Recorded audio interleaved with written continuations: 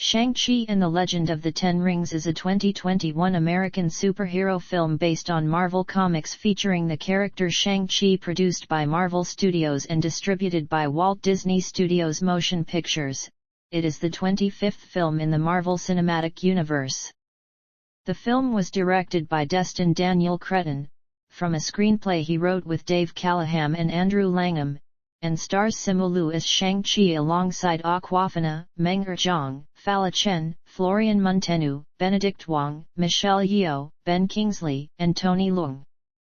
In the film, Shang-Chi is forced to confront his past when his father Wen Wu, the leader of the Ten Rings organization, draws Shang-Chi and his sister Xialing into a search for a mythical village.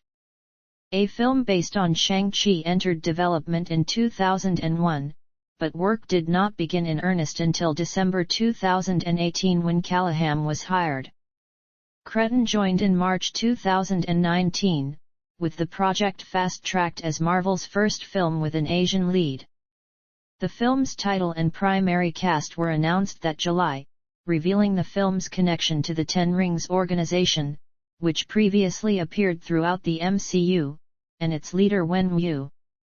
Shang-Chi and the Legend of the Ten Rings is the first Marvel Studios film with an Asian director and a predominantly Asian cast.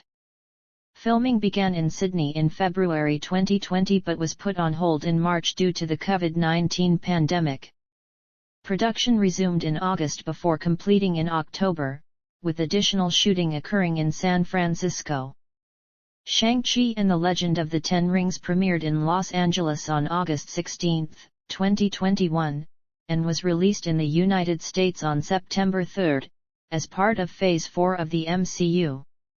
It grossed over $432 million worldwide, making it the ninth highest-grossing film of 2021.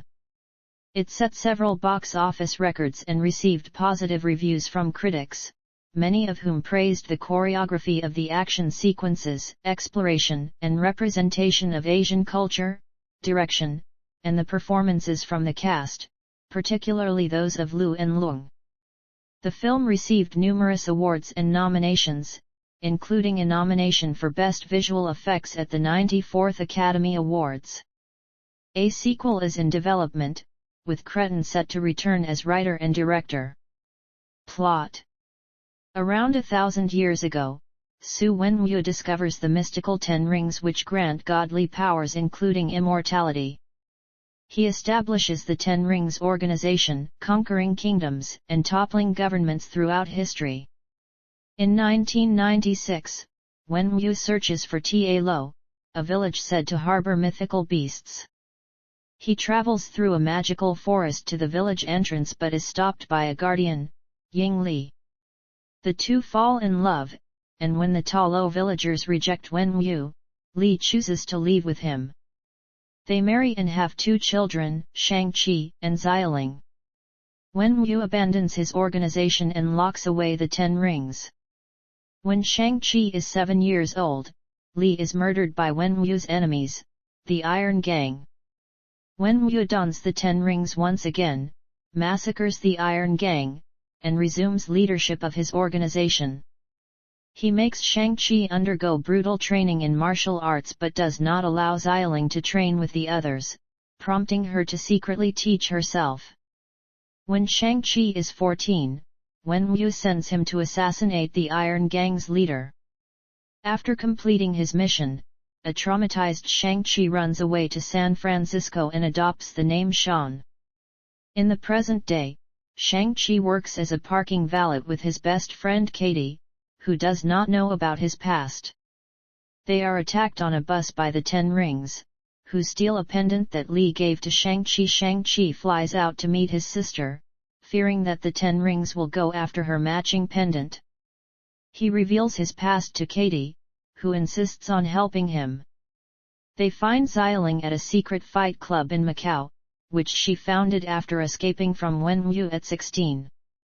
The Ten Rings attack the fight club, and Wenwu arrives to capture Shang-Chi, Katie, Xialing, and her pendant.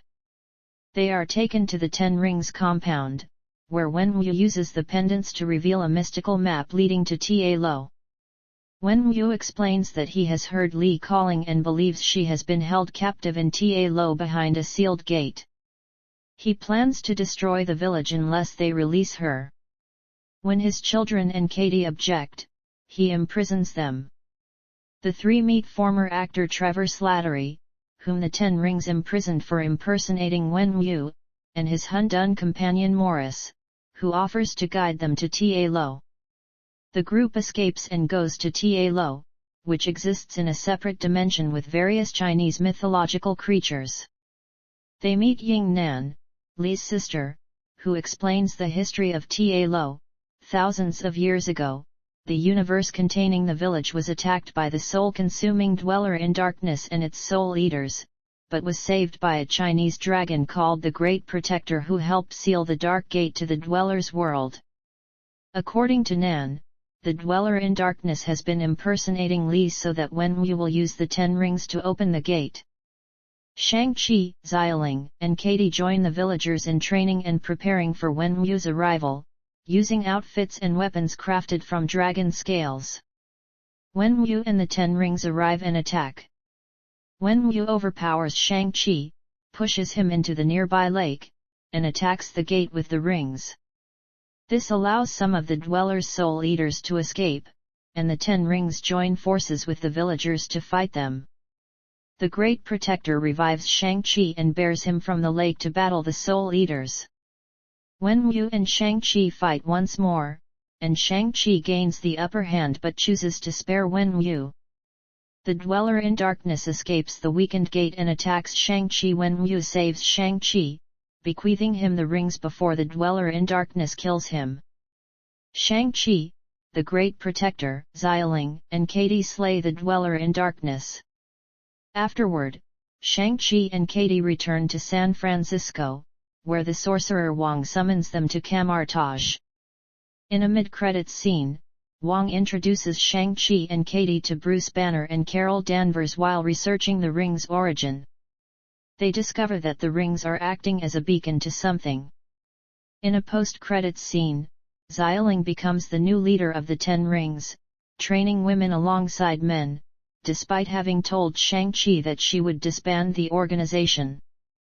Cast: Simu Liu as Su Shang-Chi/Shan, a skilled martial artist who was trained at a young age to be an assassin by his father Wenwu. Shang-Chi left the Ten Rings organization for a normal life in San Francisco, and changed his name to Shan. Director Destin Daniel Cretton characterized Shang-Chi as a fish out of water in the US who attempts to hide that with his charisma, and does not know who he really is. Cretton also compared Shang-Chi to Matt Damon's character Will Hunting from Good Will Hunting, with both characters combining masculinity and vulnerability, and having secrets and superpowers that they do not understand. Cretton described the film as a journey for Shang-Chi to discover his place in the world, and Liu added that Shang-Chi's identity struggles are the core of the character rather than his martial arts skills. Liu performed many of his own stunts since the character does not wear a mask, and put on 10 pounds of muscle for the role while working on his flexibility. Liu was knowledgeable in Taekwondo, gymnastics, and Wing Chun, and learned and trained in Tai Chi, Wushu, Muay Thai, Silat, Krav Maga, Jiu-Jitsu, boxing, and street fighting for the film. Jaden Zhang and Arnold Sun portray Shang-Chi as a child and teenager, respectively.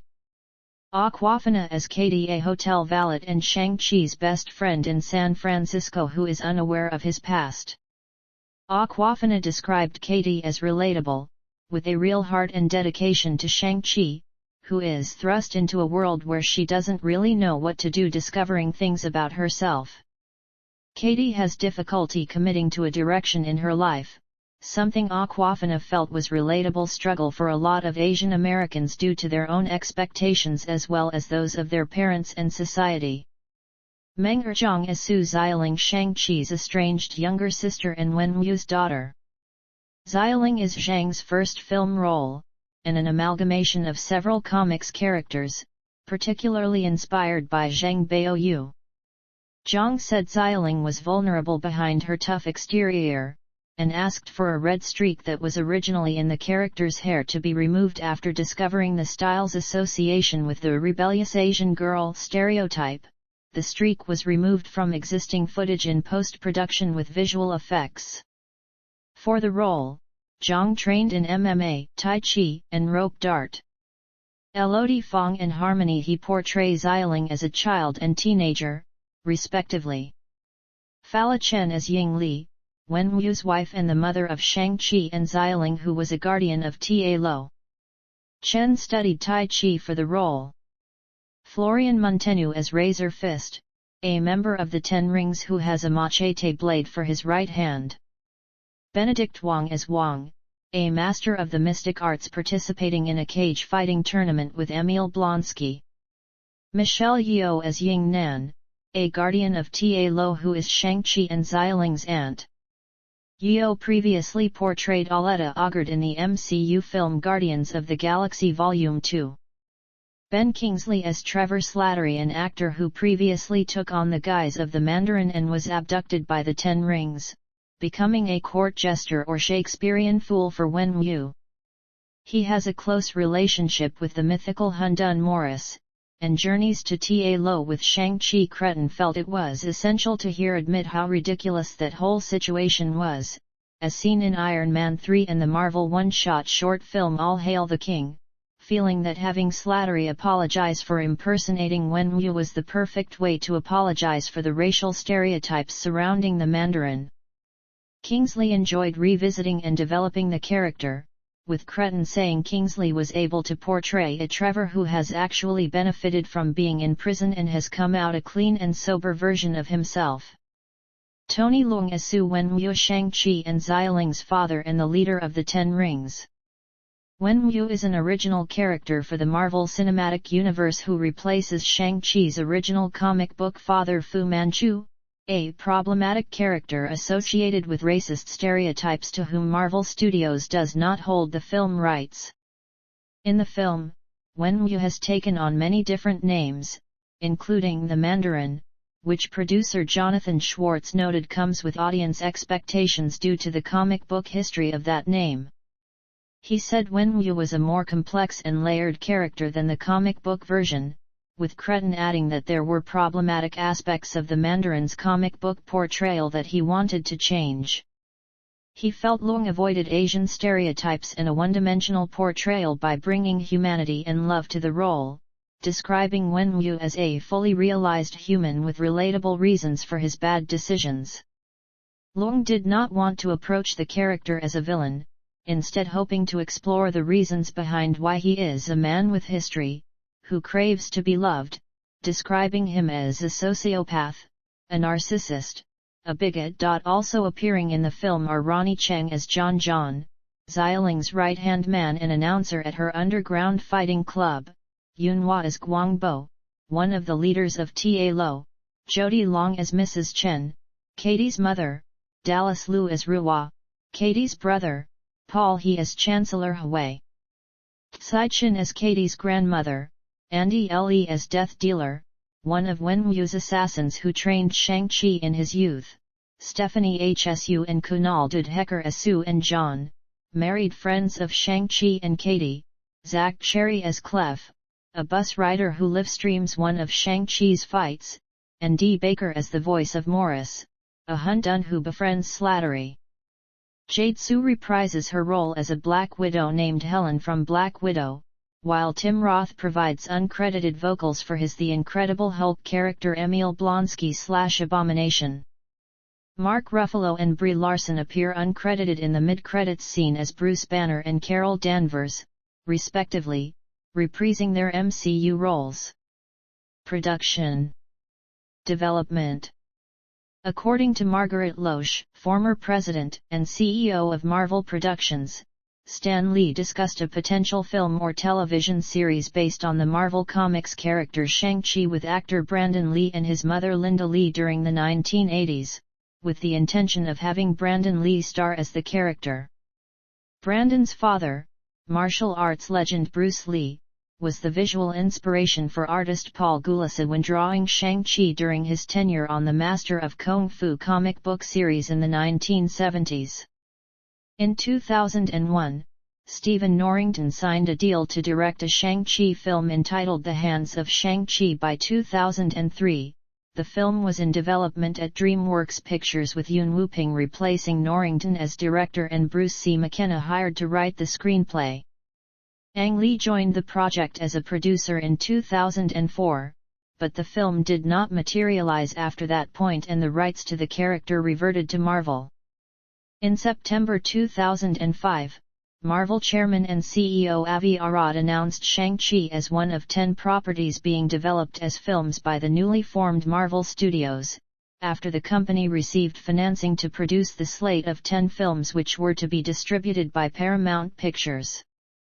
Shang-Chi was put on a list of characters that Marvel thought could make great films despite being relatively unknown, since he had a very Disney story in the comic books. The Ten Rings were featured in the first Marvel Cinematic Universe film, Iron Man, without their leader the Mandarin.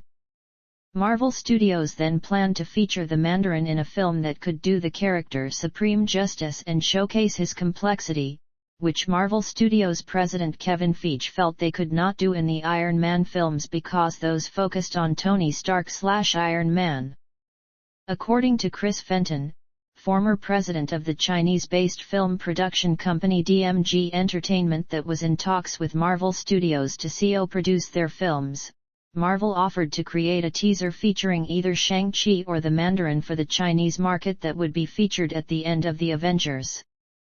DMG balked at the offer, since the Mandarin's negative stereotypical portrayal in the comics could potentially prevent the film from releasing in China and risk shutting down DMG as a company.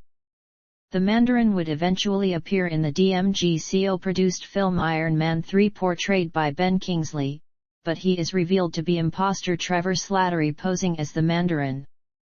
Feige felt this fake Mandarin did not necessarily mean that a more faithful version of the character did not exist in the MCU. By December 2018, Marvel had fast-tracked development of a Shang-Chi film with the intent of making it their first film with an Asian lead.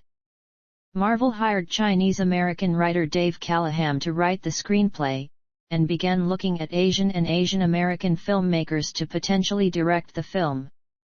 The studio's goal was to explore Asian and Asian-American themes presented by Asian and Asian-American filmmakers, as they had done for African and African American culture with Black Panther earlier in 2018. Development of the film also came following the success of the film Crazy Rich Asians that was likewise released earlier in 2018 and led to several other Asian-led properties being developed by Hollywood studios. Callaham's script was expected to modernize elements of the character's comic book story, which was first written in the 1970s, to avoid what modern audiences would consider to be negative stereotypes.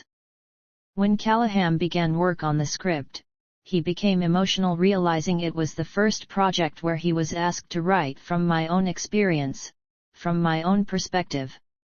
Jessica Gao, who would later become the head writer of the TV series She-Hulk, attorney at law, had also presented a pitch for the film. Richard Newby of The Hollywood Reporter said the film could break out in a way similar to Black Panther by bringing a new perspective to the character. Newby felt Shang-Chi could have worked well as a television series, and said it speaks volumes that Marvel would decide to make a feature film about the character instead. Newby concluded that the film was an opportunity to avoid stereotypes about Asian martial artists and be more than Marvel's Bruce Lee. Marvel Studios hired Japanese-American filmmaker Destin Daniel Cretton to direct the film in March 2019. Deborah Chow, who previously directed episodes of Marvel Television's Iron Fist and Jessica Jones series Justin Tipping, and Alan Yang were also considered. Cretton admitted that he had previously not been interested in directing a superhero film, but was drawn to the project to help create a world and character that Asian children could look up to and see themselves in. Cretton's pitch for the film included visual inspiration from Chinese, South Korean, Japanese, and other Asian cinema, including anime, to highlight a tone that showed the drama and the pain of life, but also show the humor of life. In April, Marvel Studios and Australian Arts Minister Mitch Fifield announced that an upcoming Marvel film, believed to be Shang-Chi, would be filmed at Fox Studios Australia in Sydney and on location throughout the state of New South Wales. The production received $24 million in one-off funding from the Australian government, as well as backing from the $10 million made in NSW's state fund. The production was expected to generate $150 million for the Australian economy as well as 4,700 new jobs, while taking advantage of around 1,200 local businesses. Don Harwin, the New South Wales Arts Minister, confirmed in July that this film was Shang-Chi and that it would be produced back-to-back with Marvel Studios' Thor: Love and Thunder. Production on Shang-Chi was set to be completed before work began on Love and Thunder later in 2020. Pre-production. In mid-July 2019, Marvel Studios began testing actors in their 20s for the role of Shang-Chi, including Louis Tan and Simu Liu. Tan previously portrayed Zhou Cheng in Iron Fist. The studio was adamant that actors be of Chinese descent to audition for the character. Liu was considered earlier in the audition process and was brought back in for a second audition when the creatives were finding it difficult to cast the role. He tested again for the part on July 14 and was officially cast on July 16. Awkwafina, who was the first actor cast for the film, had chemistry tests with the potential actors and said it was apparent that was Shang-Chi from the jump. Liu and Awkwafina's castings were announced by Cretin and producer Feige at Marvel Studios' San Diego Comic-Con panel on July 20, where the film's full title was announced to be Shang-Chi and the Legend of the Ten Rings. Feige noted the Ten Rings organization's role throughout the MCU, and said the Mandarin would be introduced in this film with Tony Leung in the role. The Ten Rings logo was changed for the film from including Mongolian language in previous MCU appearances to having inoffensive Chinese characters that are synonyms for strength or power written in ancient Seal script. This was done following the logo's appearance in Iron Man 3, which drew ire from the Mongolian government, who felt the Mongolian scripts offensively tied the country's intangible cultural heritage to a terrorist group, though Oyungerol Tsadevdamba, Mongolia's former Minister of Culture, Sports, and Tourism, believed the change was more to appease the Chinese market. Kingsley reprises his role as Slattery in Shang-Chi and the Legend of the Ten Rings, with the character's inclusion planned early on in order to help fully explore the context of who the Mandarin is in the MCU. Producer Jonathan Schwartz called Slattery a secret weapon whose introduction partway through the film moves it in a different direction and provides comic relief. Cretin said in October that production would begin in early 2020. In December, Feige said the film would feature a predominantly Asian cast. A month later, Michelle Yeoh entered talks for a role in the film. This was for a different character than Aletta Ogard, who Yeoh had briefly portrayed in Marvel's Guardians of the Galaxy Volume 2. Jessica Henwick, who previously portrayed Colleen Wing in Iron Fist, was offered by Disney to audition for the role of Xialing in the film, but was concurrently offered by Warner Bros. The role of Bugs in The Matrix Resurrections, after Disney and Warner gave her an ultimatum over which role to select with the condition of rejecting the other. Henwick chose the Resurrections part over Shang-Chi, in part because she wanted to reprise the role of Wing in a future MCU production. In addition to Callahan, Cretin, and Andrew Langham also contributed to the screenplay for Shang-Chi and the Legend of the Ten Rings from a story by Callahan and Cretin. The film was described as a sweeping superhero epic that combines emotional family drama with gravity-defying martial arts action. Schwartz said much of Shang-Chi's arc within Marvel Comics is a family drama, and Cretin wanted to focus on that element for the film, exploring Shang-Chi's broken and abusive family background. Liu noted that the comic book backstory for Shang-Chi is not widely known like those for comic book characters such as Batman or Spider-Man, and that gave the film's writers freedom to take more creative liberties with the story. Cretin and Callahan were cognizant of some of the racial stereotypes surrounding the character in the comics, with Liu saying everyone involved was very sensitive to not have it go into stereotypical territory. Cretin believed the resulting script was a really beautiful update to the character from what began in the comics. Cretin felt the film told an authentic story about Asian identity. Callahan said there is no single Asian American voice, and he and Cretin contemplated how the film could speak to the wider Asian diaspora and would be generally entertaining but also personal to all these people. Cast members Liu, Leung, and Meng Zhang contributed their own experiences coming from Canada, Hong Kong, and mainland China, respectively, to add to the authenticity of the film. Some aspects that were discussed regarding each scene were whether characters should be speaking in Chinese Mandarin or English and the type of food served in the different households to ensure it felt authentic to whose house it was.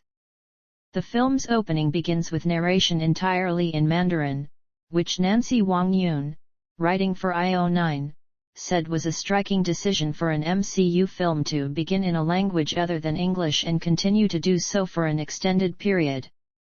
Regarding the use of Mandarin in the film, Cretin said the choice of which language to use when was always rooted in just the logic of the characters and who would naturally be speaking what language. Zhang, whose first language is Mandarin, served as a dialect coach for the other actors. Shang-Chi and the Legend of the Ten Rings further deals with Asian language and some negative characterization around it by portraying its characters as having varied knowledge of Asian languages, as demonstrated by an exchange with Katie and John when John says he speaks ABC, and Shang-Chi teaching Katie how to pronounce his name, which serves as a meta moment to also aid the audience on the proper pronunciation of Shang-Chi. Having Shang-Chi surrounded by many strong women formed out of the relationship between Shang-Chi and Wenwu, with them being supporting characters to him while also being on their own narrative arcs. Cretin stated that having women who are kind of kicking his butt into gear throughout the movie just felt right. Cretin's three sisters and his wife helped inspire Katie, Xialing, Ying Nan, and Ying Li. Speaking to the relationship between Shang-Chi and Katie, Cretin enjoyed being able to show a strong, deeply caring friendship that is rarely seen in superhero films, adding that it never felt right to have the two characters end up in a romantic relationship since it would have been forced. Yeo requested a scene be added between her character Ying Nan and Zhang Xialing that would empower Xialing to step out of the shadows for the first time. This scene became an important part of Xialing's journey in the film and was one of the many scenes that also addressed the sexism presented in the story. Cretin felt seeing Xialing become the new head of the Ten Rings organization in the film's post-credits scene was reflective of her beginning to take control of her life. Various versions of the scene existed throughout the production before it was moved to be after the credits since they thought it was a juicy idea for where the story might go in the future. Cretin also noted there was more material created regarding the Ten Rings that was purposely withheld to be explored in future projects. Filming. Principal photography began in February 2020. Shooting at Fox Studios Australia in Sydney and on location throughout the state of New South Wales, under the working title Steamboat. William Pope served as cinematographer for the film, shooting on the Arri Alexa LF. Cretin chose Pope because he felt the cinematographer's style could be both naturalistic and heightened, and because of Pope's work on The Matrix, which Cretin believed had the right tone for an MCU film focused on Asian and Asian American characters. Cretin was inspired by Jackie Chan's filmography, the Ip Man series, Tai Chi Master, and Kung Fu Hustle among others in the martial arts and kung fu genres, as well as anime and video games. On March 12, after studios had started halting production on films due to the COVID-19 pandemic, Cretin decided to have himself tested for coronavirus after working closely with people who had potentially been exposed to it. This was a precaution due to Cretin having a newborn baby, and he self-isolated while awaiting these results. The test later came back negative. While Cretin was self-isolating, Marvel suspended first unit production for the film but intended for other aspects such as second unit to continue as normal. On March 13, the rest of the film's production was paused as Disney halted filming on most of its projects.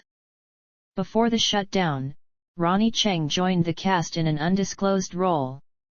In early April, Disney shifted much of their Phase 4 slate of films due to the pandemic, moving Shang-Chi's release date to May 7, 2021. Work building sets for the film resumed at the end of July 2020, and by August 2, all cast and crew members had arrived to begin shooting in the coming days. Any cast and crew members returning to Australia from outside the country had to be quarantined for 2 weeks upon arrival before returning to work, according to Australia's guidelines. Later in August, Yeo was confirmed to appear in the film. The next month, the film's release date was pushed back to July 9, 2021, after Black Widow was shifted to the May 2021 date.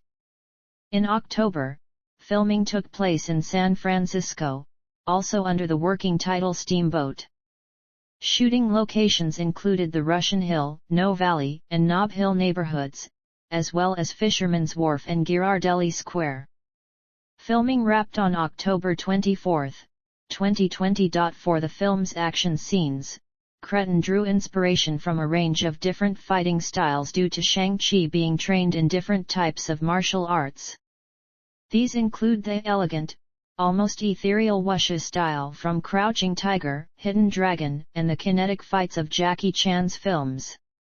Supervising stunt coordinator Brad Allen along with other members of the Jackie Chan stunt team became responsible for making the different styles feel consistent, as well as containing elements of Hong Kong action cinema.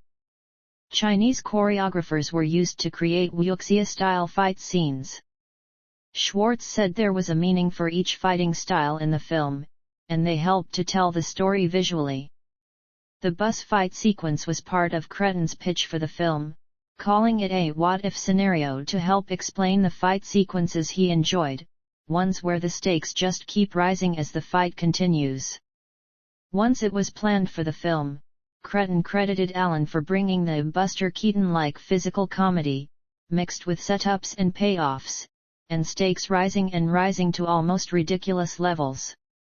Fight coordinator Andy Cheng added that the bus fight took over a year to plan, going through as many as 20 different iterations, with most of the differences pertaining to the fighting within the bus. The sequence was partially completed when the production shut down for COVID, requiring those involved to retune once production resumed to complete it. 2 buses were utilized, on a 15 feet high gimbal for all the big moves and another gimbal 3.3 feet high, with the windows and seats removed most of the time for safety. Cheng added that figuring out how the bus would be sliced in half and choreographing a fight around it was the most difficult part. Although the exterior shots of the sequence were filmed in San Francisco, the bus interior scenes were shot in Sydney.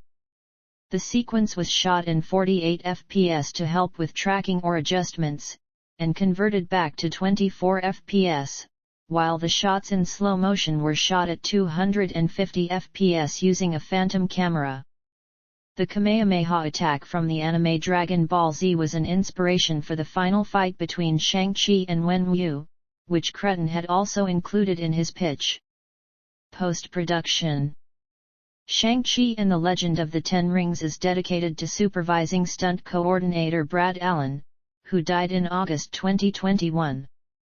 Nat Sanders and Elizabeth Ronaldsdottir served as co-editors on the film, alongside Harry Yoon. In December 2020, Marvel revealed roles for several cast members, including Awkwafina as Shang-Chi's friend Katie, Yeo as Zhang Nan, and Cheng as John John. They also announced the casting of Meng Zhang as Xialing, Fala Chen as Zhang Li, and Florian Munteanu as Razor Fist. Munteanu was cast after Marvel Studios was impressed with his role in Creed II. In March 2021, the film's release date was pushed back once again to September 3, 2021, when Black Widow was shifted to the July 2021 date, and Dallas Liu was revealed to be appearing. The film's official trailer in June 2021 revealed that Benedict Wong would reprise his MCU role of Wong, along with the appearance of the Abomination. The Abomination first appeared in The Incredible Hulk, portrayed by Tim Roth, with Roth providing uncredited vocals for the character in Shang-Chi and the Legend of the Ten Rings. Feige enjoyed returning to the Abomination after over a decade since his last MCU appearance, especially with the fans recognizing and embracing the reference. Cretton added that, beyond being a pairing that felt really great, the Abomination and Wong were chosen because they made sense to what's happening in the MCU around the time of our movie and linked it to future MCU projects. Both characters appear in She-Hulk, Attorney at Law, and because of Gao creating a substantial storyline for Abomination in the series, he was added to Shang-Chi as a way to seed him so that people can get excited but also remember him. Wong was thrilled to be part of the film and its Asian cast, expressing excitement to be sat at a table of Asian excellence. The film's mid-credits scene, which features Mark Ruffalo as Bruce Banner and Brie Larson as Carol Danvers, was conceived late in the film's production by Cretton to address the origins of the Ten Rings. Callahan noted that there were many different origins created in the film for the Ten Rings, before it was decided to leave the origins ambiguous to be addressed in more detail in a later MCU property. Callahan said this was an intentional choice after they realized it doesn't make any difference at all where it comes from. That's not the story we're telling. Cretton had hoped the scene would feature Wong, as well as him going to karaoke with Shang-Chi and Katie to sing Hotel California, but was unsure which additional Avengers characters would appear until late in post-production. Banner and Danvers were both chosen for the scene since they each represent the science and space aspects of the MCU, respectively, with their appearances also lining up accurately with other events in the MCU happening around the time of the scene. Additionally, Callahan believed Larson was added because she previously worked with Cretton on short-term 12, The Glass Castle, and Just Mercy. Though Cretton reiterated that Danvers' appearance made sense for the scene, he jokingly acknowledged that this continued the streak of her appearing in his films and said that he enjoys including people that I love in the movies that I'm making. Ruffalo and Larson filmed their roles in early 2021 during the film's additional photography. Feige said the scene was meant to indicate how vital and important Shang-Chi was to the MCU, likening it to Nick Fury's appearance in the post-credits scene of Iron Man. Visual effects. Music. Recording for the film's score, composed by Joel P. West, began at Abbey Road Studios in London by June 2021. West scored Cretton's 4 previous films.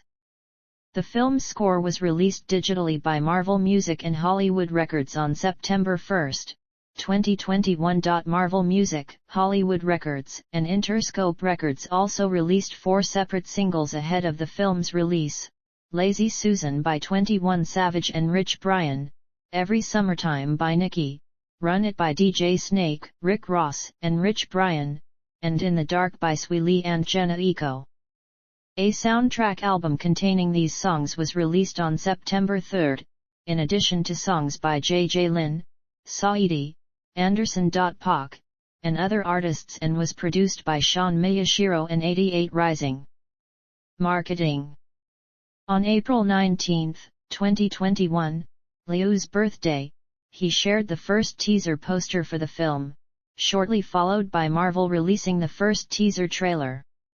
Adam B. Very of Variety felt it was gratifying to finally see Liu in action as Shang-Chi and highlighted how the teaser provided further insight and new information for the film, such as the way it would depict the rings worn by the Mandarin.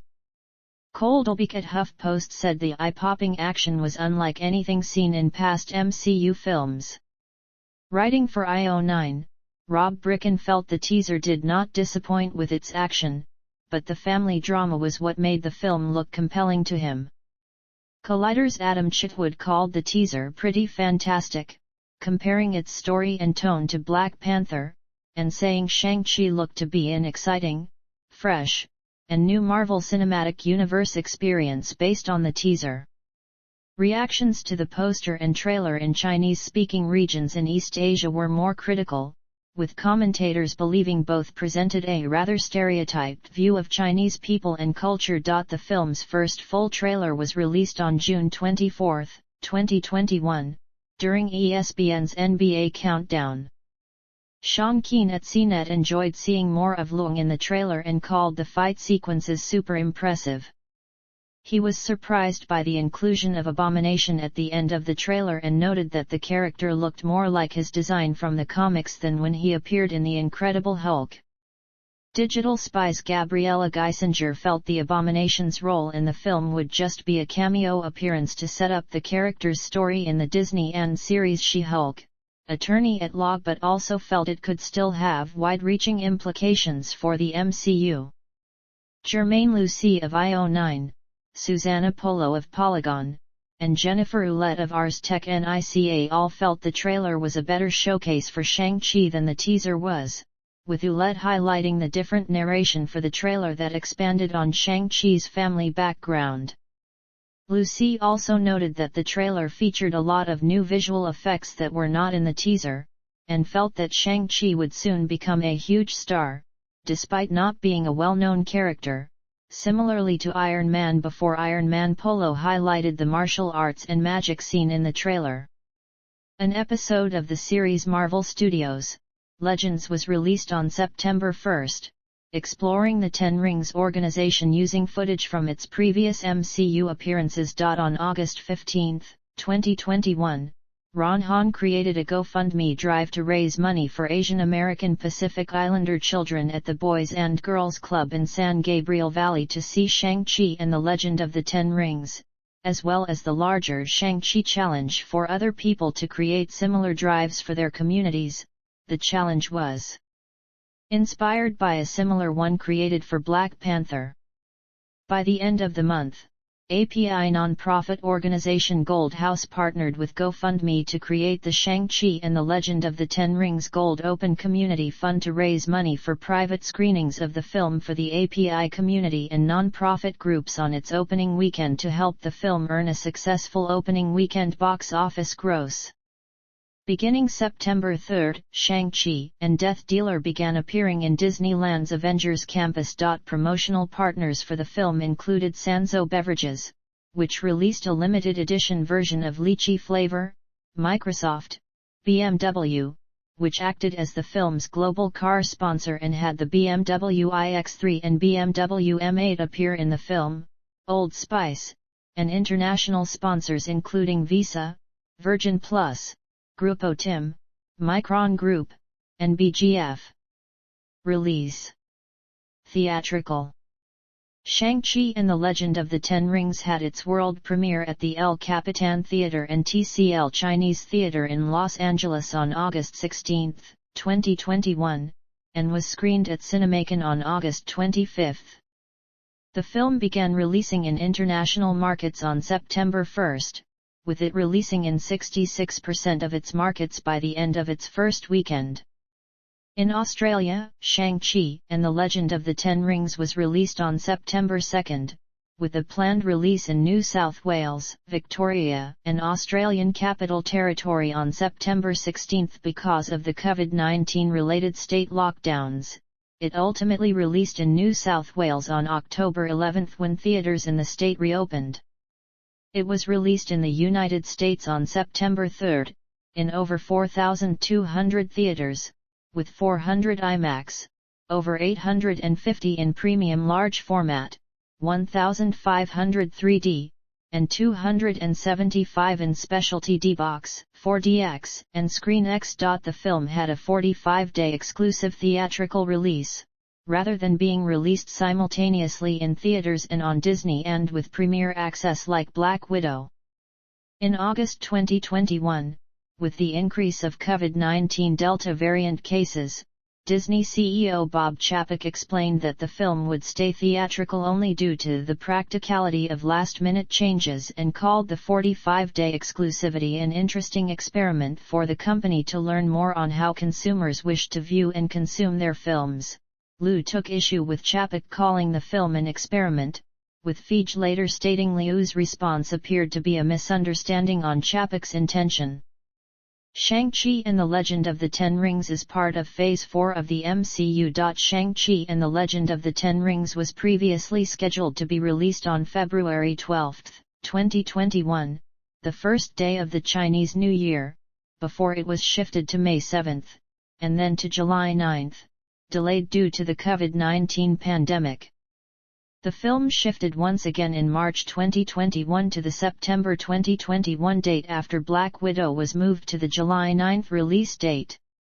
In May 2021, a Chinese state media report excluded Shang-Chi and the Legend of the Ten Rings, as well as Eternals, from its list of upcoming MCU films releasing, which Variety noted added to rumors that the films would not be released in China.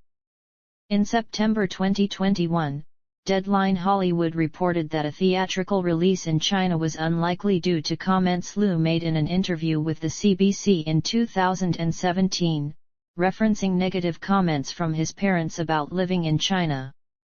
Despite this, by early October Disney still listed the film's release in China as to be determined. Home media. The film was released on digital download on November 12, 2021, as well as on Disney and as part of the service's Disney and Day celebration. Disney and also received the IMAX enhanced version of the film. It was released on Ultra HD Blu-ray, and DVD on November 30. The home media of the film includes audio commentary, deleted scenes, a gag reel, and various behind-the-scenes featurettes. Following the release of Shang-Chi and the Legend of the Ten Rings on Disney+, viewer tracking application Samba TV reported that over 1.7 million U.S. households watched the film within its first weekend of availability. Samba TV also disclosed viewerships for the United Kingdom, Germany, and Australia, while TV Time reported that it was the most streamed film in the United States during that same time frame. Nielsen stated that it was the second most streamed film with a viewership of 1.072 billion minutes in its first week. Asian Americans made up 10% of the audience, the highest percentage for any title on the chart. In the second week, it was the third most streamed film according to Nielsen, with 878 million minutes viewed, and the second most streamed film according to TV Time. It retained its position on TV Time in the following week, while Nielsen stated that it was the third most streamed film with 613 million minutes viewed. In the fourth week it dropped to the third position on TV Time's chart, while dropping to the fifth position on Nielsen's chart with a viewership of 273 million minutes. It dropped to the fourth position on TV Time in the following week, while retaining its position on Nielsen with 233 million minutes viewed. In the sixth week it rose to the third position on TV Time's chart. TV Time stated that it was the sixth most streamed film globally in 2021. The film was number 1 on the NPD Videoscan First Alert chart, which tracks combined sales of DVDs and Blu-rays, and the dedicated Blu-ray sales chart, for 2 weeks. According to the numbers, it sold a combined 274,482 DVD and Blu-ray units in the first week for a revenue of $5.2 million. In the second week it sold 143,178 units for $2.7 million. Meanwhile, it also acquired the first position on Redbox's digital chart after release. It was the third most selling title on disc for December 2021 according to the NPD Group. Reception. Box office.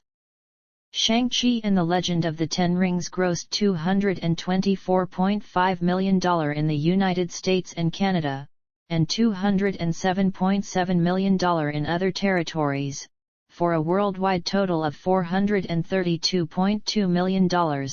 The most money ever earned by a film opening on Labor Day weekend.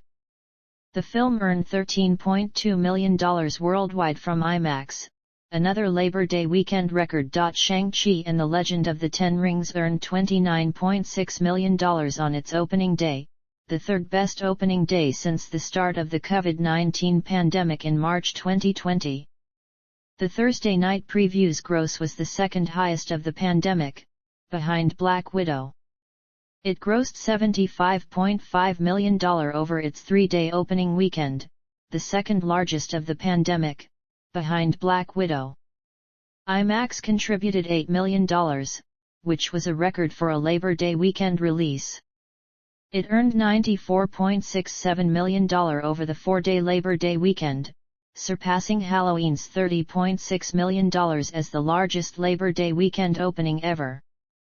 The film surpassed $100 million in 5 days, the fastest film to reach that milestone since Star Wars: The Rise of Skywalker surpassed that amount in its opening weekend. It remained the number one film in its second weekend, earning $35.8 million, which was the largest second weekend gross of the pandemic. In its third weekend, the film was once again the number one film, earning $21.7 million, becoming the second largest third weekend gross for a September release behind it. Shang-Chi and the Legend of the Ten Rings was again the top film in its fourth weekend, the third MCU film following Guardians of the Galaxy and Black Panther to remain the top film for 4 consecutive weeks, and became the highest-grossing film of 2021 in the United States, surpassing Black Widow. The film surpassed $200 million in the United States and Canada by September 30, becoming the first film of the pandemic era to achieve the milestone, was the third highest-grossing film in its fifth weekend, and the fourth highest in its sixth weekend. It remained in the top 10 at the box office for 2 additional weekends. By its fourth weekend, Deadline Hollywood projected the film would earn $250 million in total domestic box office. The film earned $56.2 million from 41 markets in its opening weekend, opening number one in many. The United Kingdom had the largest opening day of the pandemic, as well as the largest three-day opening weekend of the pandemic with $7.7 million. In Hong Kong, the film produced the largest September opening weekend, as well as the second-best opening during the pandemic. Nancy Tartaglione of Deadline Hollywood noted Korea's $6.5 million opening was an underperformance for the market and an MCU film, though it was the first Hollywood film to open at number one in several weeks. In its second weekend, the film earned $35.2 million from 42 markets, remaining number one in several. In its third weekend, the film earned an additional $20.3 million from 43 markets, being the top film in many territories, including Australia, Brazil, Mexico, and the UK. The film opened in Indonesia in its fourth weekend, opening at number one with $1.2 million, while remaining number one in many markets, such as Australia, Brazil, Mexico, and the UK. Shang-Chi and the Legends of the Ten Rings was the top film in Australia for 9 weekends, with its highest-grossing day coming on October 31, 2021. As of October 3, 2021, the film's largest markets are the United Kingdom, South Korea, and France. Critical response. The review aggregator website Rotten Tomatoes reported an approval rating of 91%, with an average score of 7.5/10, based on 337 reviews. The website's critical consensus reads, Shang-Chi and the Legend of the Ten Rings isn't entirely free of Marvel's familiar formula, but this exciting origin story expands the MCU in more ways than one. On Metacritic, the film has a weighted average score of 71 out of 100, based on 52 critics, indicating generally favorable reviews. Audiences polled by CinemaScore gave the film an average grade of A on an A and to F scale, while Post-Track reported 91% of audience members gave it a positive score, with 78% saying they would definitely recommend it. Peter DeBrugge at Variety called the film a flashy, Asian-led visual effects extravaganza that gives the second tier the same over-the-top treatment that big-timers like Hulk and Thor typically get. The result broadens spectrum of representation once again, offering audiences of Asian descent the kind of empowerment for which Black Panther paved the way a few years back. An Ji-han of The Hollywood Reporter felt while Shang-Chi and the Legend of the Ten Rings did not meld together its martial arts, fantasy elements, and exploration of Chinese and Asian American culture as smoothly as should, it did become a superhero film that felt fresh and fun enough to feel worth a spin. Han believed some of the less intense action sequences made the film seem less like a superhero film and more like the wistful grandeur of Disney's live-action fairy tale adaptations, and added some of the humor keeps it from tipping over into self-importance, but rob it of some of its wonder. She also praised the performance from Leung, whose sincerity in portraying Wenwu made him a supervillain with a soul. Giving the film 3.5 out of 4 stars. RogerEbert.com's Nick Allen believed the film fits into Marvel packaging in its own way, but it has an immense soulfulness that other MCU movies, superhero movies, and action movies in general should take notes from. Allen believed Leung was the film's most brilliant casting and enjoyed the various fight sequences since Cretin changed the height, light, reflections, and staging for each. He noted the film's final act was such an over-the-top, giddy, roller coaster ride that you can't help but root for it, and concluded that Shang-Chi was not an experiment for Marvel and Disney but rather a promising template for how they can get it right again. Writing for Empire, Laura Sirikul said the film was a winning blend of Chinese culture mixed with the successful Marvel formula that avoids the typical Asian clichés and stereotypes of accents and bad drivers, while pointedly calling out some of the racial errors from Marvel's past. Given what's on show here, the future for Shang-Chi and Asian representation in the MCU looks bright. Sirikul also felt the choreography was the best yet in the MCU, saying the fight scenes were truly gratifying, and praised Liu, Awkwafina, and Leung. She did feel, however, the film had some pacing issues that made the story convoluted, and a rushed ending makes some of the character arcs feel unearned and brushed aside. Jake Cole of Slant magazine was more critical of the film, giving it a score of 1.5 out of 4 stars. He believed Shang-Chi was defined by the same gifted kid imposter syndrome as so many other self-doubting heroes in the MCU, and criticized Liu's performance as curiously affectless, but praised Leung as effortlessly convey the calm malice with which Wenwu asserts his absolute power, as well as the anguish that the man feels over the loss of his wife. Cole felt the film's flashbacks were superfluous and had emotional flatness that brought the film to a crawl each time they were used, and took issue with CGI-aided action scenes and the final act that devolves into loud and chaotic visual nonsense. Alison Wilmore of Vulture wrote that the film was not a hopeless addition to the MCU, but added that it feels as racked with a sense of inadequacy about its main character as that main character is about himself. She concluded that the film was caught between the legacy of its forebears and a still developing sense of self, which was the most Asian American thing about the film. Accolades.